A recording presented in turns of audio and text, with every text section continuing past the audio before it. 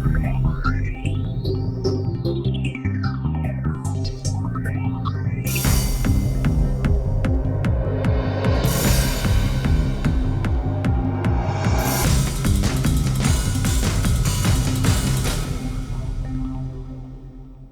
کا شہر ہے. ابھی میرا برخوردار ہے تو اس سے میری ملاقات ہوئی. میں اس کو سمجھا رہا تھا کہ دیکھو دوست بڑی قیمتی شے ہوتے ہیں. دوستی لگانا بڑی آسان، نبھانا بہت مشکل ہے. مجھے کچھ روز پہلے ڈاکٹر صاحب تشریف لائے تھے تو ان کو پتہ ہے کہ میری طبیعت کچھ ایسی تھی، صحت کے معاملات تھے.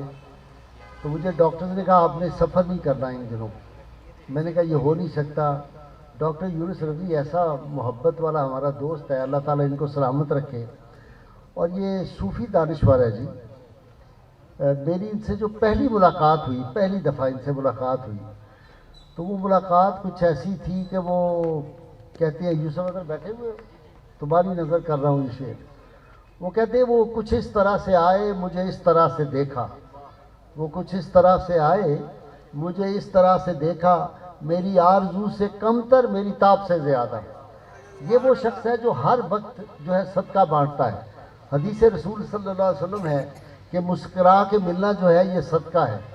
تو میں نے کہا یہ تو ہر وقت سخی آدمی ہے، یہ ہر وقت صدقہ دیتے رہتے. میں نے ہمیشہ ان کو مسکراتے ہوئے دیکھا اور بڑے ٹھنڈے مزاج شبنمی انداز کے یہ بزرگ ہیں. تو آپ لوگوں کی خوش بختی ہے. اور پھر میں اس سے اندازہ کر سکتا ہوں کہ حضرت علامہ مولانا جو الیاس ہزاروی رحمۃ اللہ علیہ تھے وہ کیسے بزرگ ہوں گے جنہوں نے ان کی تربیت کی ہے. کیونکہ میں ہمیشہ جب مشائخ اعظام کی خانقاہوں میں جاتا ہوں تو ایک بات میں صاحبزادوں کو سمجھاتا ہوں کہ میاں بات یہ ہے کہ اخلاق جو ہوتے ہیں ان کا کردار اسلاف کی عظمت پہ دلیل ہوتا ہے. لوگ آپ کو دیکھ کے اندازہ لگائیں گے آپ کے بڑے کیسے تھے. جب آپ میں کوئی خرابی پیدا ہوتی ہے تو لوگوں کی نگاہ فوراً جاتی ہے، وہ کہتے ہیں بڑے بھی یہو جہے ہوں گے. تو اس لیے ہمارے جو خانقاہوں کے خانقاہ نشین ہیں ان کی ذمہ داری جو ہے وہ دوسرے لوگوں سے بڑھ جاتی ہے. تو میں آج رائے صلاح الدین کو یہ شعر سنا رہا تھا. اللہ رائے صلاح الدین ایڈوکیٹ اللہ اس کو سلامت رکھے. نوجوان کو بڑا عشق رسول اور نوجوانی میں انہوں نے بڑا کام کیا انجمن طلبہ اسلام کے لیے. تو میں نے کہا کہ وہ انیس نے کہا تھا کہ انیس خیال خاطر احباب چاہیے ہر دم، انیس ٹھیس نہ لگ جائے آبگینوں کو. جو دوست ہوتے ہیں ان کا بہت خیال رکھنا پڑتا ہے. آج آپ سے بہت زیادہ باتیں کرنے کو جی چاہتا تھا لیکن وہ اس درجے کی ابھی ہمت اور طاقت نہیں ہے. لیکن ڈاکٹر صاحب کا حکم تھا اس لیے میں حاضر ہو گیا ہوں. دنیا میں 1,24,000 انبیاء کرام اور رسولان کرام تشریف لائے. 1,24,000.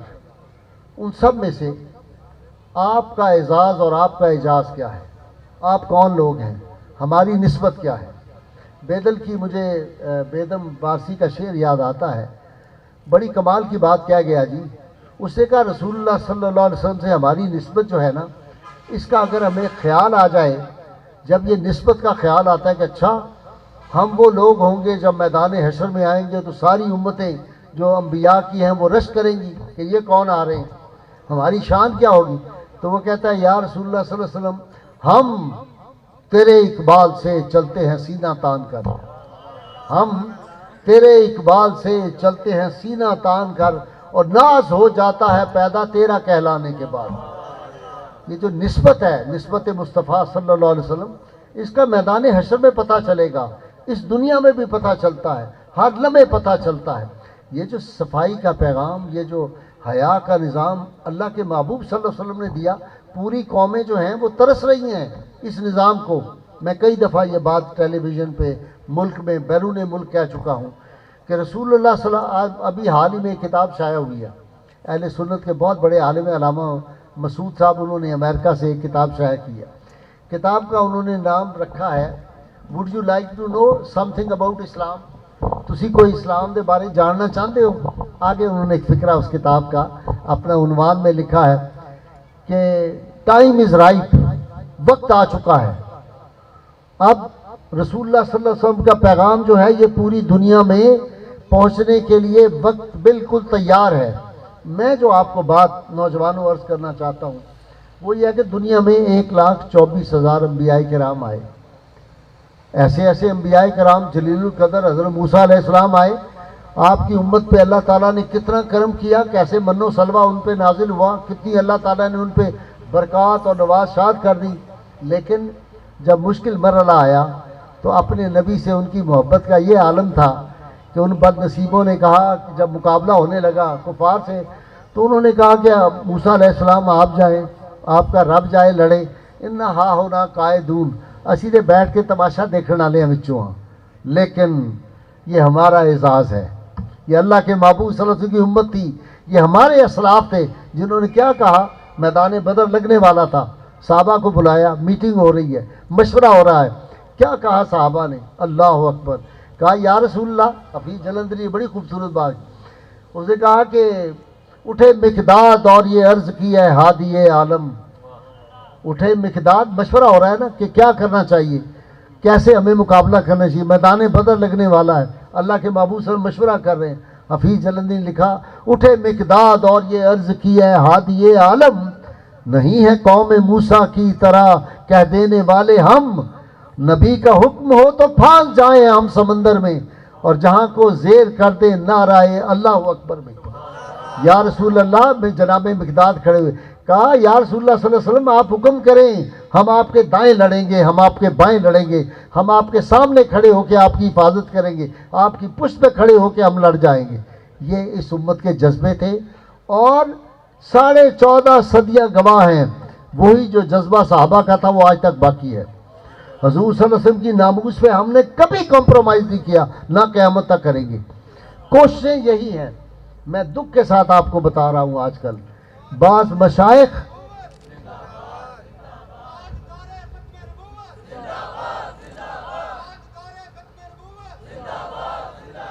اس امت نے, ہم کمزور رہے. میں کئی دفعہ کہتا ہوں کہ ہم اعمال میں کمزور رہے, عشق میں کبھی کمزور نہیں رہے. ایک غازی علم الدین شہید آپ کے سامنے ہے, وہ کون سا کوئی مفتی اور علامہ تھا. علامہ اقبال نے جو سادی بات کہی آپ سب کو حفظ ہے زبانی کہ بھئی اسی دے گلاں کردے رہ گئے, ترکھانا دا منڈا بڑی بازی لے گئے. یہ ہر دور میں ہوا. ہماری مائیں, میں آپ کو ایک دلچسپ بات بتاؤں, میں فرانس میں گیا ہوا تھا دورے کے لیے, وہاں میں نے لیکچر دینے تھے, 1992 کی بات ہے, بڑی دفعہ گیا. تو میں نمائش لگی ہوئی تھی تو میں کتابیں جو تھا وہ دیکھنا, میرا شوق ہے کتابوں کا بہت زیادہ, ڈاکٹر صاحب کو پتہ ہے. تو وہ کتابوں کی نمائش میں گیا ہوا تھا, دیکھا تو ایک کتاب میں نے ایسے ہی دیکھی, میں نے کہا اس کو ذرا میں دیکھوں. کتاب میں نے کھولی, پہلے صفحے پہ میں نے قیمت پوچھی, اسے قیمت بہت زیادہ بتائی. انہوں نے کہا اتنے فرانک. میں کہا بھائی پاکستان میں یہ کتاب زیادہ سے زیادہ 300-400 روپے میں مل جانی چاہیے, اور وہ کتاب اس حساب سے کوئی مجھے 8-10 ہزار روپے کی اس زمانے میں پڑ رہی تھی. میں نے کہا مہنگی کتاب ہے, چلیں چھوڑ دیتے ہیں. پھر میں نے کہا کہ میری کیوں اس کتاب پہ ہی نظر گئی, میں اس کو ذرا کھول کے دیکھوں. تو خاتون تھی, اسرائیلی یہودی عورت تھی. کتاب کھولی تو پہلے صفحے پہ اس نے لکھا ہوا کہ یہ جو مسلمان مائیں ہیں نا, یہ اپنے بچوں کو عشق رسول صلی اللہ علیہ وسلم اپنے دودھ کے ذریعے پلا دیتی ہے. اس لیے یہ گیا گزرا مسلمان ہو, نماز نہیں پڑھتا, روزہ نہیں رکھتا, بظاہر بے عمل لگتا ہے, لیکن ان کے پیغمبر کے خلاف کوئی بات کرو تو اسی وقت وہ کھڑا ہو جاتا ہے. تو اسے کہا مائیں, میں نے کہا اس کو نہیں پتا. کتاب تو میں نے فوری لے لی. میں نے کہا میرے پیسے پورے ہو گئے اس فکرے کے اوپر. کتاب لے لی. لے کے میں نے جب تقریر کی شام کو وہاں, تو میں نے لوگوں سے کہا کہ اس عورت کو یہ نہیں پتا ہماری مائیں دودھ میں ہمیں کس طرح عشق مصطفیٰ پلاتی ہیں. بچہ پیدا ہوا, ماں فوراً کہتی ہے کہ جا فلاں گھر والے کو, اس کے باپ کو, کسی اور عزیز کو کہتی جاؤ ڈاکٹر یونس رضوی نو چھتی چھتی بلا کے لے آؤ, تے دے کان چ اذان دے بچے دے. وہ اذان کیا ہے؟ میں نے کہا یہ کوئی فیشن نہیں ہوتا, یہ اس بات کا اعلان ہماری مائیں اس وقت ہمارے کانوں میں کرواتی ہیں, میرے بچے آج میں تمہیں محمد عربی صلی اللہ علیہ وسلم کی غلامی میں دے رہی ہوں, میرے دودھ سے کل کو اگر کوئی وقت آیا تو تم نے وفا کرنی ہے. وہ ہم ہر وقت کرنے کے لیے تیار ہیں. بڑی کوششیں. اقبال نے کہا نا ابلیس کی زبان میں کہ وہ فاقہ کش کے موت سے ڈرتا نہیں, ذرا روح محمد اس کے بدن سے نکال دو. یہاں جو وائسرائے ہند جس نے سب سے گندی کتاب لکھی، ڈپٹی وائسرائے تھا لارڈ جو تھا ولیم میور، یہ ڈپٹی گورنر تھا، اس نے کتاب سب سے گندی کتاب پوری تاریخ میں جو رسول اللہ صلی اللہ علیہ وسلم کے خلاف لکھی وہ اس بدبخت نے لکھی تھی، ولیم میور نے۔ اسے کیا لکھا؟ اسے کہا ہم نے 1857 کی جنگ آزادی جو تھی اس میں ہم نے قابو پا لیا، مسلمانوں کو شکست دی ہندوستان میں، لیکن میں محسوس کرتا ہوں کہ یہ ہمارا اقتدار اور ہمارا جو گرپ ہے یہ ہمیشہ کے لیے نہیں رہ سکے گی اس سرزمین پہ۔ کیوں؟ اسے کہا ہمارے 3 بہت بڑے دشمن ہیں۔ پہلی، محمد کا قرآن، نمبر 2 کہتا ہے محمد کی تلوار،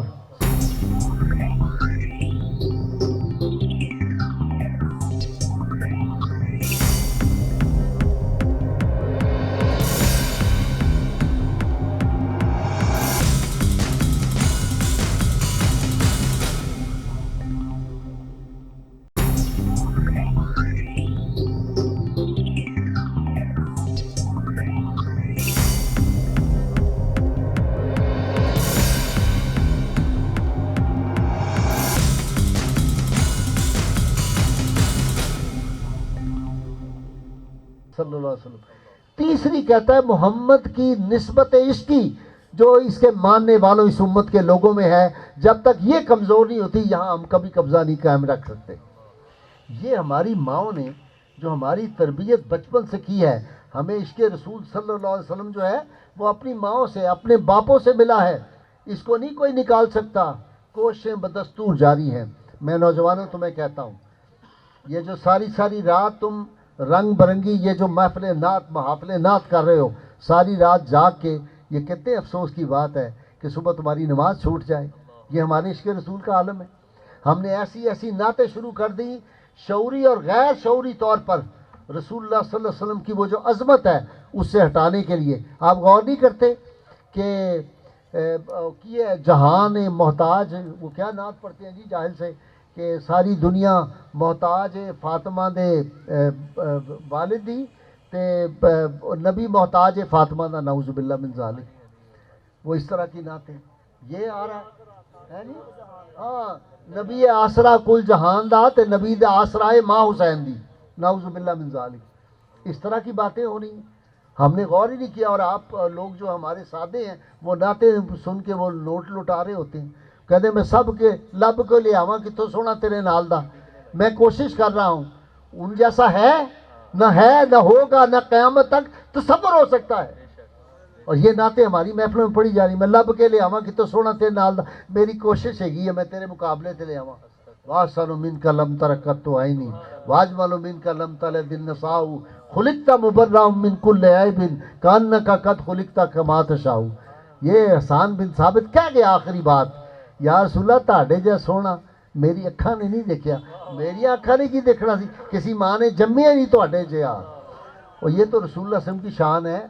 حضور کے جو غلام، جو صحابہ کرام، جو خلفائے راشدین ہیں، ان جیسا کائنات کوئی بندہ نہیں لا سکی۔ میں آپ کو نوجوانوں کے لیے بات سنانے لگا ہوں۔ یہ سویڈن یونیورسٹی کا پروفیسر ہے، اس نے کتاب لکھی، ٹور اینڈرے اس کا نام ہے۔ کتاب کا نام لکھا ڈاکٹر صاحب محمد صلی اللہ علیہ وسلم محمد صلی اللہ علیہ وسلم اینڈ ہز فیتھ۔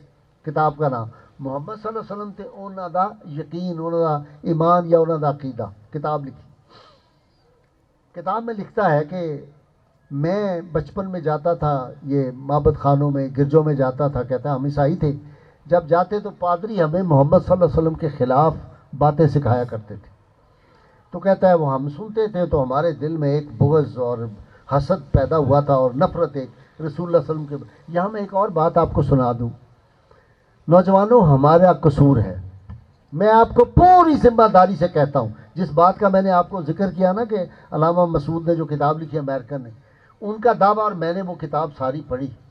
میں آج بھی کہتا ہوں وہ کتاب اگر کوئی غیر مسلم پڑھ لے اور تعصب کو صرف ہٹا دے، وہ بچ نہیں سکتا رسول اللہ کی غلامی سے۔ میں گیا ہوا تھا ہانگ کانگ، پچھلے سال کی بات ہے، وہاں انٹرنیشنل کانفرنس تھی، تو جو سب سے مشکل موضوع تھا وہ انہوں نے مجھے دے دیا تھا۔ وہ موضوع یہ تھا کہ رسول اللہ صلی اللہ علیہ وسلم کی جو ناموس ہے، اس کی حفاظت کا جو قانون ہے، کیا وہ انسانی بنیادی حقوق کے مطابق ہے یا اس کے خلاف ہے؟ یہ ساری کانفرنس کا سب سے مشکل جو سبجیکٹ تھا وہ انہوں نے دیا. تو میں نے ہنس کے کہا, وہاں پہ ترجمہ بھی پھر انگریزی میں کیا, کہ اللہ تعالیٰ نے ازل میں نے کہا, وہ شعر تھا میرے ذہن سے, اس وقت بوڑھا ہو گیا ہوں, نکل گیا جو میں نے وہاں پہ پڑھا تھا. تو میں نے کہا کہ جو بلبل کو رونا جو ہے یہ اللہ نے ازل میں ہی نصیب کر دیا تھا, اور جو سب سے مشکل کام تھا وہ ہمیں اللہ تعالیٰ نے, میں نے کہا ہماری ڈیوٹی لگ گئی, اس پہ آپ نے مجھے سب سے مشکل جو سبجیکٹ ہے وہ دے دیا ہے. اب باتیں ہو رہی تھی, امریکن امبیسڈر پہلی صف میں بیٹھے ہوئے تھے, ان کی اہلیہ بیٹھی ہوئی تھی, اور لوگ امبیسڈر تھے, دنیا بھر کے لوگ تھے. تو میں نے سید عالمین صلی اللہ علیہ وسلم کا پہلے تو آپ صلی اللہ علیہ وسلم کا مقام بیان کیا کہ حضور کا مقام کیا ہے, اور ہمارے مسلمانوں کے لیے نہیں, پوری دنیا کے انسانوں کے لیے آپ صلی اللہ علیہ وسلم جو ہیں وہ پوری انسانیت کے لیے رحمت بن کے آئے. یہ میں نے ایکسپلین کیا, پھر بتایا کہ یہ قانون کیوں بنتا ہے, اس قانون میں سزا کیوں دی جاتی ہے, سب سے سخت سزا کیوں ہے. شام کو ہمارا کھانا تھا, جب وہاں بیٹھے تو مجھے بڑا خوبصورت آدمی, حسین, اب واپس چلا گیا امریکہ, اس کو 6 فٹ 1 انچ قد, مجھے کہتا ہے کہ غازی صاحب یہ جو آج آپ نے ہمیں نقشہ سمجھایا ہے, اسلام بتایا ہے اور رسول اللہ صلی اللہ علیہ وسلم کا پیغام دیا ہے, ہمیں تو تصور بھی یہ نہیں تھا. یہ رسول اللہ صلی اللہ علیہ وسلم اتنی عظیم ہستی تھی, یہ ان کا پیغام یہ تھا, پوری کائنات کے لیے انہوں نے جو رحمت کا پیغام دیا. ہمیں تو بالکل یہی پتہ چلا کہ مسلمان ہوتے ہیں جو بم چلاتے ہیں, مسلمان جو, میں نے کہا یہ جو تقریب کار ہیں ان کا اسلام سے کیا تعلق ہے. اسلام وہ دین, وہ مذہب ہے اسلام, یہ یاد رکھو. میں نے کہا انسان تو بات ہی چھوڑ دو نا, کسی غیر مسلم کی بات ہی مختلف ہے. کتیا نے بچے دیے ہوئے تھے, 10,000 اللہ کے محبوب صلی اللہ علیہ وسلم کے صحابہ ساتھ تھے, 10,000 فتح مکہ کے لیے جا رہے ہیں, اور جیسے نثار جان نثار رسول اللہ کو ملے ایسے کائنات میں کسی کو نہیں ملے, کوئی مقابلہ ہی نہیں ہو سکتا. وہاں تو ایک ایک بندہ جو ہے وہ ہدایت کا ستارہ ہے. کیوں جی, اصحابی کا نجوم بے مقتدیتم اہتدیتم, یہ میرے سارے صحابہ جو ہیں یہ ستاروں کی مانند ہے, ان کے تو دنیا میں کوئی مقابلہ نہیں ہو سکتا. تو وہ کہنے لگا کہ میں تو حیران ہو گیا ہوں کہ حضور صلی اللہ علیہ وسلم, میں نے کہا کتیا نے بچے دیے ہوئے تھے, 10,000 صحابہ جا رہے تھے, آگے کچھ لوگ ذرا ہٹے, تو آپ نے دریافت فرمایا کیا بات ہے, تم راستے سے تھوڑا ہٹے, کہنے لگے یا رسول اللہ کہ کتی نے بچے دیتے ہیں. آپ نے فرمایا جو بلند آہنگ صحابی تھا, بلند آواز والا, ان کو کہا کہ لوگ یہاں کھڑے ہو کے اعلان کر دو ساری فوج جو ہے وہ اپنا راستہ چینج کر لیں, چونکہ کتیا اپنے بچوں کو دودھ پلا رہی ہے. یہ ہے دین اسلام, یہ دین رحمت. بد نصیبی ہے جو بم چلا رہے ہیں وہ کہہ رہے ہیں کہ ہم اسلام کے نمائندے, ان کا اسلام سے کیا تعلق. اسلام وہ ہے جو کسی مسلمان کو گالی کی اجازت آپ کو نہیں دیتا, کسی مسلمان بھائی کی دل آزاری کی اجازت نہیں دیتا.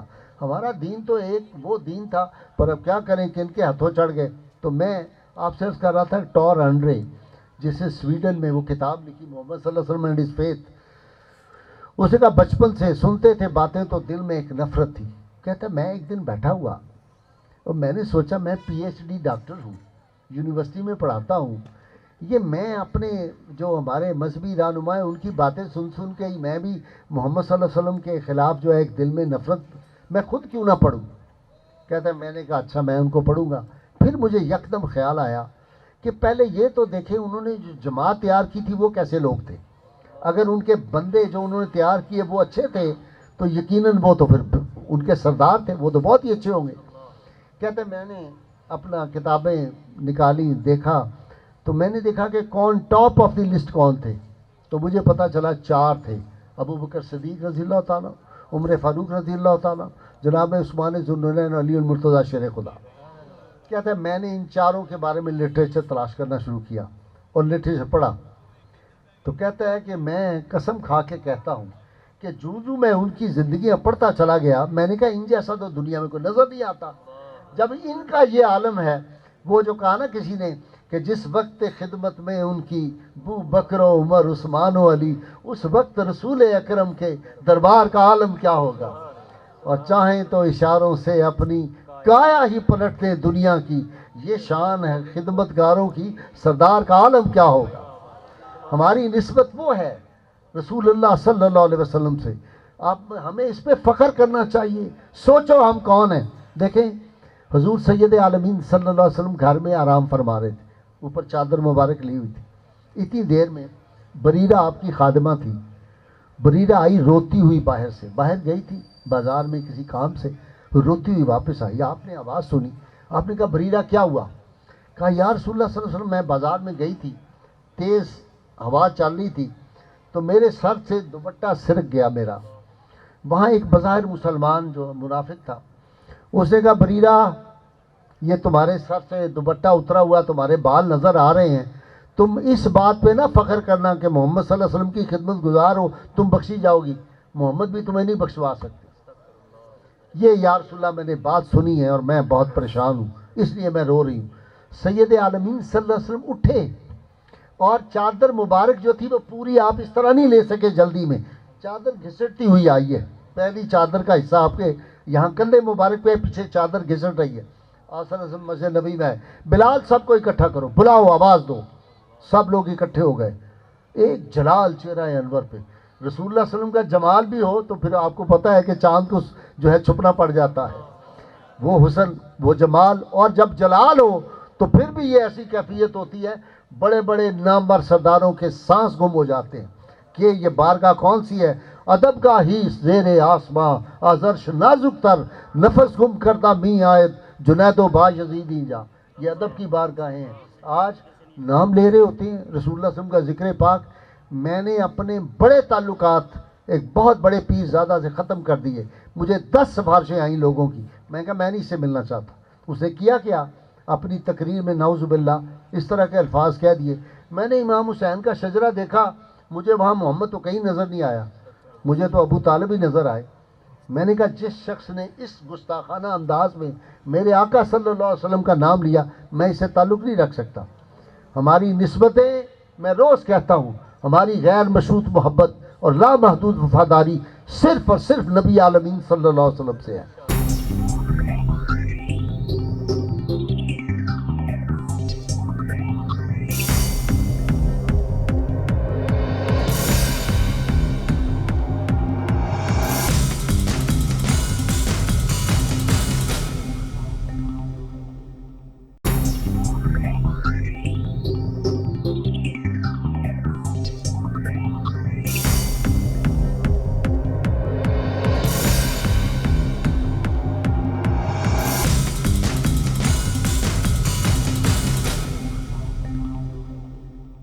عموماً آپ جانتے ہیں کہ مدارس کی طرف لوگوں کی توجہ نہیں ہے۔ میں نے یہ ابتدا ذرا خشک طریقے سے کی ہے، لیکن میں صرف یہ بتانا چاہتا تھا کہ 11ویں منانا، میلاد کرنا بے شک نہ صرف جائز بلکہ حصول برکت کا بہت بڑا ذریعہ، لیکن مدارس کی تعمیر و ترقی اور ان کی ترویج اور ان کے استحکام کے لیے کوشش و کاوش یہ کہیں زیادہ ضروری ہے آج کے دور میں، تاکہ ہماری نئی نسل کے ایمان کی حفاظت کی جا سکے۔ آپ کو تو اللہ تبارک و تعالیٰ نے ذوق سے نوازا ہے، آپ ماشاءاللہ درود و سلام بھی پڑھ رہے ہیں، یا رسول اللہ کے نعرے بھی لگا رہے ہیں، لیکن جب یہ کہا جاتا ہے، میں نے بہت سے گھروں میں دیکھا، ان سے کہا کہ ذرا اپنے بچوں کے عقیدے کی حفاظت بھی کیجیے، نہیں جی یہ عاشق رسول کے بچے ہیں، انہوں نے کہاں جانا ہے، لیکن جب وہ کہیں چلے جاتے ہیں پھر پتہ چلتا ہے کہاں جانا ہے۔ تو ہمیں ان کے عقیدے کی حفاظت کرنی ہے۔ اور یہاں پر میں ایک بات اور لگے ہاتھوں کہتا چلوں، لوگوں سے کہیں کہ بھائی نماز پڑھو، روزہ رکھو، زکوٰۃ دو، حلال حرام کا خیال کرو، جائز ناجائز کی تمیز کرو، شریعت کی پابندی کرو۔ لوگ کہتے ہیں کہ ہاں جی ہم سے کوتاہی تو ہو جاتی ہے، نماز میں بھی کوتاہی ہو جاتی ہے، ذرا حلال حرام میں بھی گڑبڑ کر جاتے ہیں، زکوٰۃ میں بھی ڈنڈی مار جاتے ہیں، چاہے ڈنڈا ہی مارتے ہوں، لیکن بہرحال ہاں جی ہم سے یہ لغزش تو ہو جاتی ہے، لیکن ہم تو عاشق رسول ہیں نا، ہمیں کیا فکر ہے، آقا کریم کرم فرمائیں گے اور ہاتھ پکڑ کے سیدھا جنت میں لے جائیں گے۔ معاف کیجئے، یہ فریب ہے، یہ دھوکہ ہے، یہ شیطان کا مکر ہے۔ میں مانتا ہوں میلاد کرنا یہ سرکار سے محبت کی نشانی، جلسے جلوس یہ سرکار سے محبت کی نشانی، یہ لنگر چلانا، یہ درود و سلام کے زمزمے بہانا اور یا رسول اللہ کی گونج مچانا، یہ سب سرکار سے محبت کی نشانیاں ہیں، میں مانتا ہوں، لیکن یہ سرکار سے محبت کی نشانی ہے، حقیقت نہیں ہے۔ حقیقت اور نشانی میں فرق ہوتا ہے۔ وہ ایک مثال کے ذریعے اس بات کو بڑی آسانی سے میں سمجھا دیتا ہوں کہ جناب فرض کیجئے میں آپ سے کہوں کہ میرے ذرا ڈرائیور کو بلا لائیے. آپ نے کہا جی کیسے پہچانیں گے؟ میں نے کہا یار اس نے بڑا سا پگڑ باندھا ہوگا, کالا کوٹ پہنا ہوگا, اور اس کو بڑا شوق ہے مونچھیں پالنے کا, یہ بڑی بڑی مونچھیں رکھی ہوئی ہوں گی, وہاں گاڑی کے پاس کھڑا ہوگا, ذرا جا کے بلا لائیے. آپ جگہ ڈھونڈتے رہے, نگاہیں دوڑاتے رہے, تلاش کرتے رہے, ایسا کوئی بندہ آپ کو دکھائی دیا نہیں. واپس آ کے بتایا جی ڈرائیور تو کہیں نہیں. میں بڑا حیران, ڈرائیور کہاں چلا گیا؟ یہاں تو اس کا سسرال بھی نہیں ہے. میں نے کہا اچھا چلیے میں خود دیکھ لیتا ہوں. میں نے جا کے دیکھا, تلاش کیا, وہ وہیں گاڑی کے پاس ہی کھڑا تھا. میں بلا لایا. چکر یہ چل گیا تھا کہ اس کو کہیں گرمی لگنے لگی, اس نے پگڑ اتار کے, کوٹ اتار کے گاڑی میں رکھ دیا, اور کہیں کوئی ایسی اوٹ پٹانگ چیز کھا لی تھی, کوئی شدید قسم کی الرجی ہو گئی تھی, تو اس کو اپنے دل پہ پتھر کی سیل رکھ کر مجبوراً مونچھوں کی قربانی دینی پڑ گئی, مونچھیں صاف کرانی پڑ گئی. آپ پگڑ, کوٹ اور مونچھیں ڈھونڈ رہے تھے, وہ تو آپ کو ملا نہیں. میں ڈرائیور کو پہچانتا تھا, میں بلا لایا. آپ نشانیوں کے چکر میں تھے, میں حقیقت کو جانتا تھا. نشانی اور حقیقت میں فرق ہوتا ہے. یہ جلسے, یہ جلوس, یہ میلاد, یہ لنگر, یہ درود و سلام کے زمزمے, یا رسول اللہ کی گونج, یہ تمام چیزیں سرکار سے محبت کی نشانیاں ہیں, محبت کی حقیقت نہیں ہے. حقیقت کیا ہے؟ محبت کی حقیقت دراصل وہ جذبہ اور احساس ہے جو محبوب کی رضا کی خاطر آدمی کو ہر ایثار اور قربانی کے لیے آمادہ کرتا ہے. محبوب کو پانا ہے, اس کے لیے زمین جائیداد چھوڑنی پڑے گی, چلو چھوڑ دیں گے. عزیز و رشتہ داروں سے منہ موڑنا پڑے گا, چلو منہ موڑ لیں گے. ہو سکتا ہے موت کو گلے لگانا پڑے, آدمی اس کے لیے بھی تیار ہے. انسانیت کی تاریخ شاہد ہے کہ بہت سے لوگ ایسے بھی گزرے ہیں جنہوں نے محبت کو پانے کی خاطر تاج و تخت کو بھی ٹھکرایا ہے. حضرات مکرم, جب تک یہ جذبہ اور احساس نہ ہو اس وقت تک محبت کی حقیقت نہیں ہے. اور یاد رکھیے کہ اگر حقیقت نہ ہو, صرف نشانیاں ہوں, تو یہ پھر فراڈ ہوتا ہے, یہ دھوکہ ہوتا ہے. میں اپنا ایک تجربہ آپ کو بتاؤں, شیئر کروں آپ کے ساتھ. ہم میٹرک میں پڑھتے تھے, تو اس وقت, آج کل تو کم عمری کی شادی پر وہ پابندی لگا دی گئی ہے غالباً, لیکن اس وقت ایسا کچھ سلسلہ نہیں تھا. تو ہمارا ایک کلاس فیلو تھا میٹرک میں, تو اس کا ہمیں شادی کا دعوت نامہ ملا. پہلے تو ہمیں حیران ہوئے کہ ابھی میٹرک میں پڑھ رہے ہیں, ابھی سے شادی. پھر سوچا کہ چلو دیہات کی شادی ہے, جا کے ذرا ایڈونچر رہے گا, ایکٹیویٹی ہوگی, انجوائے کریں گے, مزہ آئے گا. اب ہم گئے تو ہماری کلاس میں کچھ شرارتی بچے تھے, انہوں نے اس دولہا کے گھر والوں سے مل کے ایک پلان کر لیا. جب دلہن بیاہ کے آئی تو اسے حجرہ عروسی میں لے جانے کی بجائے کسی اور کمرے میں بٹھا دیا. اور وہ جن بچوں نے شرارت سوچی ہوئی تھی, ان کے پاس وہ ساز و سامان بھی تھا. وہ گوٹا کناری لگا ہوا ایک سرخ دوپٹہ ان کے پاس ہے. وہ ایک بچہ ہمارا کلاس فیلو, وہ اوڑھ کے اور جا کے حجرہ عروسی میں جا کے سیج پہ بیٹھ گیا. اب وہ دولہا میاں کسی طرح جان چھڑا کے جب آئے حجرہ عروسی میں اور دروازہ بولٹ کیا, اب کانپتے کپ کپاتے قدموں سے, ڈولتے ڈگمگاتی چال سے جب آگے بڑھتے ہیں, پہلے الماری کی طرف جاتے ہیں, رونمائی کا تحفہ نکالتے ہیں, پھر جاتے ہیں اور بارگاہ حسن میں گھٹنے ٹیک دیتے ہیں. اب وہ گٹھڑی سی نظر آ رہی ہے نا, وہ لال دوپٹے میں, وہ ان کو سمجھ آ رہا ہے کہ یہ میری اہلیہ ہے, میری بیوی ہے. اب وہاں پر آ کر جب وہ اس کا گھونگھٹ اٹھاتے ہیں تو اندر سے موچھل دوست نکل آتا ہے. یارو نشانیاں تو ساری تھیں, پھولوں کی پتیاں بچھی ہوئی ہیں, اور لڑیاں لٹک رہی ہیں, اور سیج سجی ہے, اور خوابناک ماحول ہے, اور رومان پرور فضا ہے, اور وہ سرخ دوپٹے میں وہ گٹھڑی سی دکھائی دے رہی ہے. نشانیاں تو ساری ہیں, لیکن اندر دلہن نہیں ہے, حقیقت نہیں ہے. تو پھر فراڈ ہوا نا, مذاق ہوا نا, دھوکہ ہوا نا. تو یاد رکھیے, اگر حقیقت نہ ہو, نشانیاں نہ ہو, تو یہ دھوکہ اور فراڈ ہوتا ہے.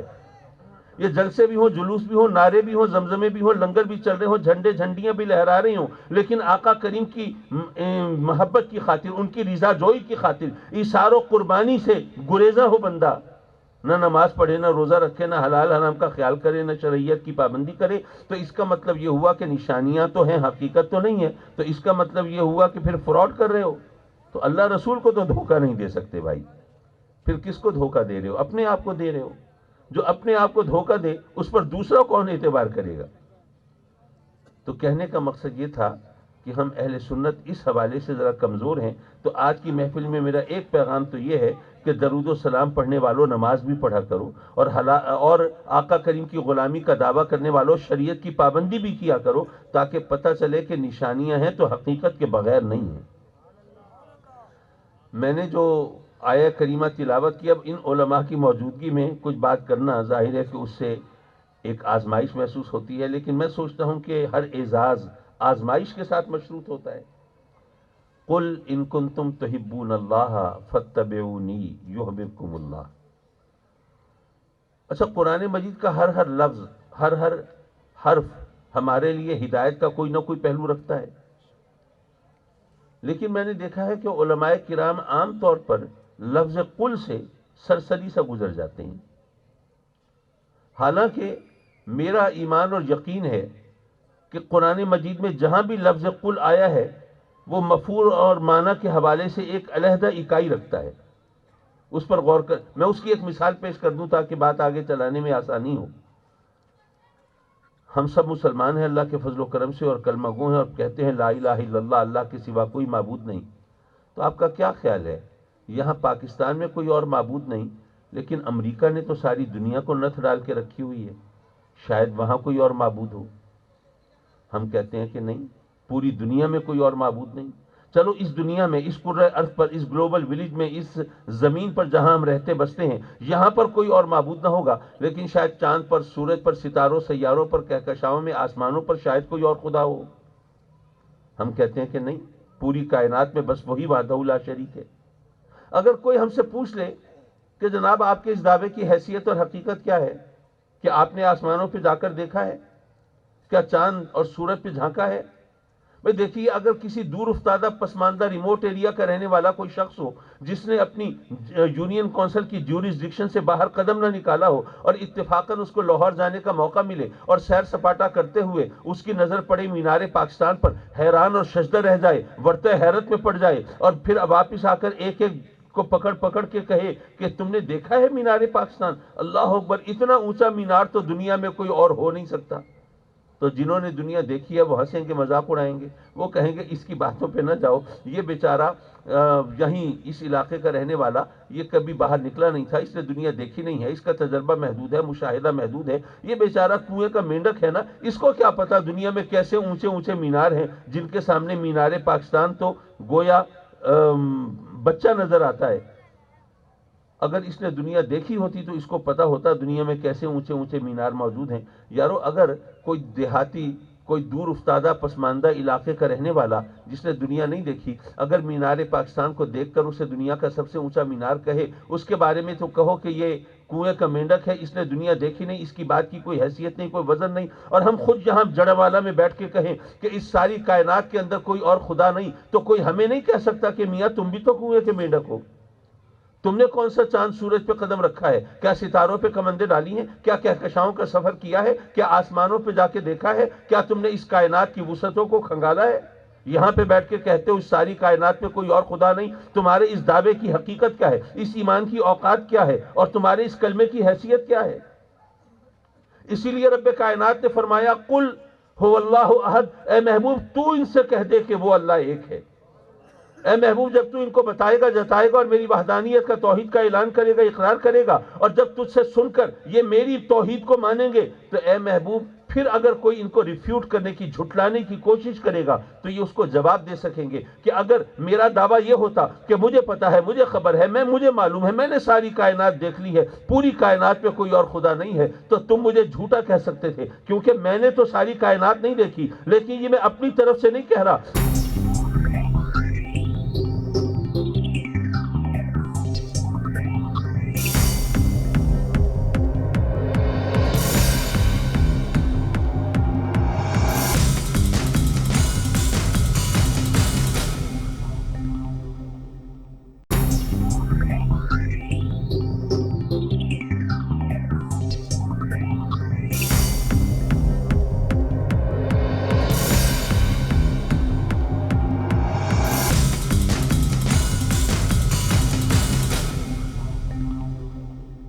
ارے جس ہستی کے کہنے پر میں گواہی دے رہا ہوں نا، میں نے نہ دیکھا ہوگا ساری کائنات کو، لیکن اس ہستی نے تو ساری کائنات کو اپنی ہتھیلی کی طرح دیکھا ہے نا.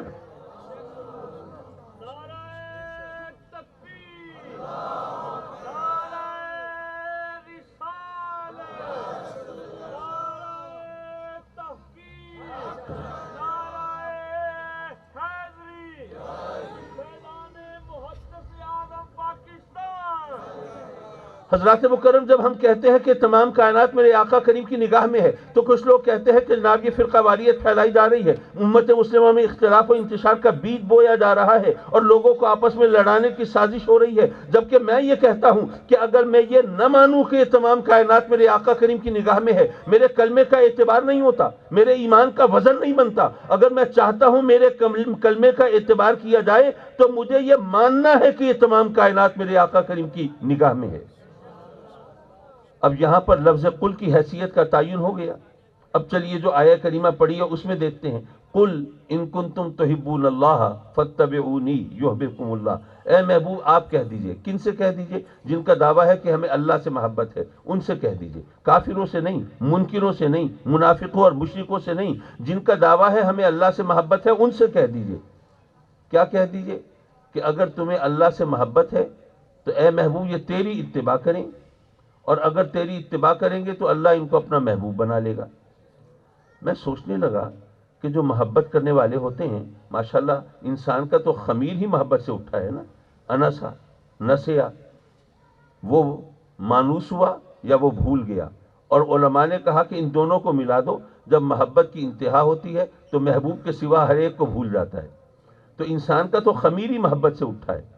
تو حضرات مکرم جس سے محبت ہوتی ہے پھر آدمی چاہتا ہے کہ اس سے ہم کلام ہو تو صحیح، محبوب کی آواز کا رس ہمارے کانوں میں گھلے تو صحیح، وہ ہماری طرف ذرا متوجہ ہو تو صحیح، ہماری خاطر اپنے ہونٹوں کو جنبش دے تو صحیح۔ لیکن اگر محبوب ہم کلام ہونا بھی گوارا نہ کرے تو یہ تو بڑی قیامت ہوتی ہے چاہنے والوں پہ۔ تو مولا وہ تجھ سے چاہنے والے ہیں، تیرے چاہنے والے ہیں، تجھ سے محبت کرنے والے ہیں، تو مولا اگر ان سے کچھ کہنا ہے تو جو بھی کہنا ہے تو خود کہہ دے۔ کیا تجھ سے محبت کرنے والوں کی اتنی اوقات بھی نہیں ہے کہ جو کہنا ہو خود کہہ دے؟ قل اے محبوب تو کہہ دے۔ اے مولا کیا ان کی محبت کا احترام نہیں ہے، کوئی ان کی حیثیت اور وقت نہیں ہے؟ حضرات مکرم میں نے اس بات کو جس طرح سوچا اور سمجھا وہ عرض کرتا چلوں۔ دیکھیے فلسفہ حسن و عشق پر اگر آپ غور کریں، ایک طرف حسن ہے ایک طرف عشق ہے، ہم عام طور پر عشق کو ترجیح دیتے ہیں کہ عشق کی اہمیت ہے۔ میرا اصرار ہے کہ اصل اہمیت حسن کی ہے۔ وہ کیوں؟ وہ اس لیے کہ عشق اپنے وجود کے لیے حسن کا محتاج ہے۔ جب تک حسن نہیں ہوگا عشق ہو ہی نہیں سکتا۔ لیکن حسن اپنے وجود کے لیے عشق کا محتاج نہیں ہے۔ جنگل میں پھول کھلے، اسے کوئی چاہے نہ چاہے، سراہے نہ سراہے، کوئی بلبل اس کے لیے نغمہ سنج ہو یا نہ ہو، کوئی ہاتھ اس کو زیبی گلو کرنے کے لیے بڑھے نہ بڑھے، بھئی پھول اپنی ذات میں حسین تو ہے نا۔ تو حسن اپنے وجود کے لیے عشق کا محتاج نہیں، لیکن جب تک حسن نہیں ہوگا عشق ہو ہی نہیں سکتا، محبت ہو ہی نہیں سکتی۔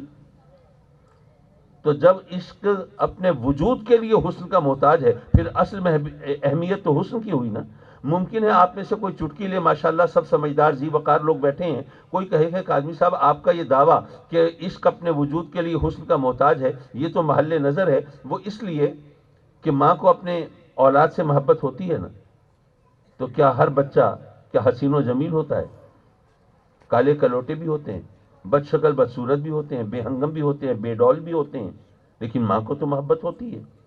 اور آپ کہتے ہیں بغیر حسن کے محبت نہیں ہوتی، تو پھر ماں کو تو محبت ہے، تو آپ کا وہ فلسفہ کہاں گیا؟ میں اصرار کروں گا کہ یاد رکھیے بغیر حسن کے محبت نہیں ہوتی، لیکن یہ آپ سے کس نے کہا کہ حسن صرف چہرے مہرے میں ہوتا ہے، یا جسم کی ساخت میں ہوتا ہے، یا لب و رخسار میں ہوتا ہے، یا خد و خال میں ہوتا ہے، یا نقش و نگار میں ہوتا ہے، یا قد بت میں ہوتا ہے؟ ارے نہیں، حسن تو کبھی جذبے کا بھی ہوتا ہے، رشتے کا بھی ہوتا ہے۔ یہاں مامتا کا جذبہ ہے، حسین جذبہ ہے نا، ماں بیٹے کا رشتہ ہے، حسین رشتہ ہے نا۔ حسن کسی نہ کسی شیپ میں ہوگا تبھی محبت ہوگی، بغیر حسن کے محبت نہیں ہو سکتی۔ تو اللہ سے محبت کا دعویٰ کرنے والوں یہ بتاؤ اس کے جمال کو دیکھا ہے؟ اس کے حسن سے آنکھوں کو سیراب کیا ہے؟ تو پھر اگر نہیں تو پھر اس سے محبت کا دعویٰ کیسے کیا؟ اب وہ حدیث یاد کرو، من رآنی فقد رأى الحق انا میرات و جمال الحق۔ جس نے اس کو دیکھا، جس نے مجھے دیکھا، اس نے اسے دیکھا۔ اور اللہ کے حسن کے جلوے تو میرے آقا کریم کے چہرے کے آئینے میں جھلکتے اور چھلکتے ہیں نا۔ تو اللہ سے محبت کرنے والوں تم آقا کریم سے نگاہیں چرا کے، کنی کترا کے اور نظریں بچا کے تم اس سے محبت کا دعویٰ کرو گے، وہ کیسے قبول فرمائے گا؟ بغیر حسن کے محبت تو ہوتی نہیں۔ اب ممکن ہے آپ میں سے کوئی اور ذہین ساتھی وہ چٹکی لینے کی کوشش کرے، وہ کہے کہ اچھا جی ٹھیک ہے، یہ تو مان لیا کہ بغیر حسن کے محبت نہیں ہوتی، لیکن آپ کا یہ کہنا کہ آقا کریم کے بغیر ہم اللہ سے محبت کیسے کر سکتے ہیں، اس پر تو غور کرنا پڑے گا۔ وہ اس لیے کہ تمام کائنات میں جہاں بھی حسن ہے وہ کس کا ہے؟ اگر پھولوں میں ہے، تتلیوں میں ہے، جگنوؤں میں ہے، کوساروں میں ہے، آبشاروں میں ہے، ریگزاروں میں ہے، سمندروں میں ہے، دریاؤں میں ہے، ندیوں میں ہے، چہروں میں ہے، آوازوں میں ہے، کہکشاؤں میں ہے، ستاروں سیاروں میں ہے، جہاں بھی ہے وہ حسن تو اسی کا ہے نا۔ تو کیا ہم یہ کائنات میں جو اس کا حسن ہے اس کو دیکھ کر کیا اس سے محبت نہیں کر سکتے؟ بات تو ٹھیک ہے اور وزنی بھی ہے، ماننا بھی چاہیے، جو سچی بات ہو وزنی بات ہو اسے ماننا چاہیے۔ میں عرض کروں گا بے شک میں مانتا ہوں یہ تمام کائنات میں اسی کا حسن ہے جو بکھرا ہوا ہے، لیکن اتنا آپ کو بھی ماننا پڑے گا کہ تمام کائنات میں اس کا حسن بکھرا ہوا ہے اور آقا کریم کی ذات میں سمٹا ہوا ہے۔ تو جس ذات میں اپنے حسن کے جلوے اس نے سمیٹ کے رکھ دیے ہیں، اس سے آنکھیں چرا کے تم اس سے محبت کا دعویٰ کرو، وہ کیسے قبول فرمائے گا؟ نہیں، اس نے فرمایا قل، اے محبوب تو ان سے کہہ دے تاکہ ان کو پتہ چلے کہ جب تک تیرا واسطہ درمیان میں نہیں ہوگا ان کا دعوی محبت میری بارگاہ میں مقبول نہیں ہے۔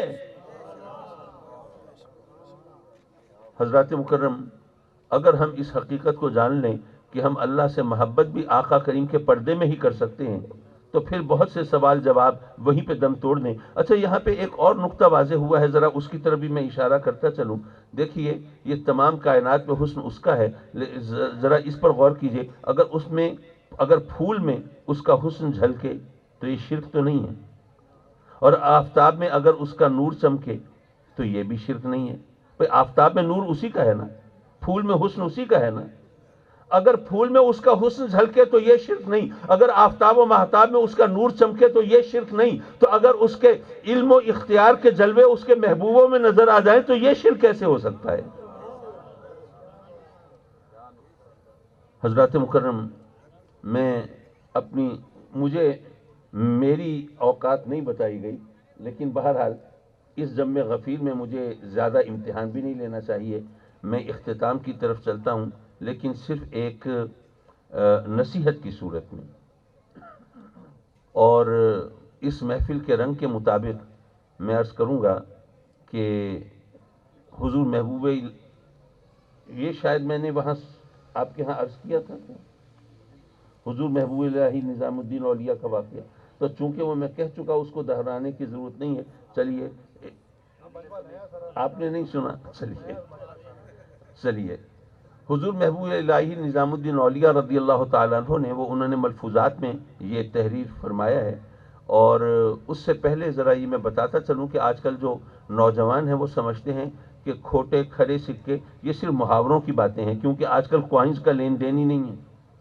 لیکن جو میری ایج گروپ کے لوگ ہیں ان کو یاد ہوگا کہ ہمارے بچپن میں کھوٹے سکے بھی ہوتے تھے۔ حضرات مکرم، حضور محبوب الہی فرماتے ہیں کہ فلاں علاقے میں فلاں شہر میں ایک اللہ والے رہتے تھے، اللہ سے لو لگانے والے، پینگے بڑھانے والے، اس کے قرب کے درجات کو طے کرنے والے، اس کی محبوبیت کے مقام پر فائز۔ تو وہ روزی کمانے کے لیے، پیٹ پالنے کے لیے دال روٹی کی چھابڑی لگاتے تھے۔ ایک دن ایسا وہ ایک نوجوان گیا ان کے پاس اور ایک کھوٹا سکہ دیا اور دال روٹی مانگی۔ ان بزرگ نے وہ سکہ دیکھا، بھالا، لوٹ پلٹ کے اور گلے میں ڈال دیا اور دال روٹی دے دی۔ اچھا، جب وہ سکہ دیکھ رہے تھے تو نوجوان سوچ رہا تھا یہ مجھے واپس کر دیں گے، بھئی یہ کوئی تو کھوٹا سکہ، اس کے بدلے تو سودا نہیں مل سکتا۔